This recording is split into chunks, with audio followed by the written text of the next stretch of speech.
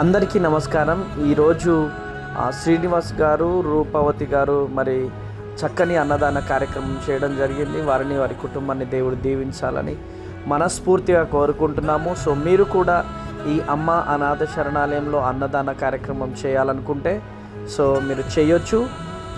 మీరు చేయాలనుకుంటే పైన ఉన్నటువంటి నెంబర్స్కి కాంటాక్ట్ అవ్వండి. Thank you so much. Me birthdays కానీ, మ్యారేజ్ డేస్ కానీ, ఏదున్నా సందర్భం ఏమున్నా అమ్మ అనాథ శరణాలయంలో కాంటాక్ట్ అవ్వండి.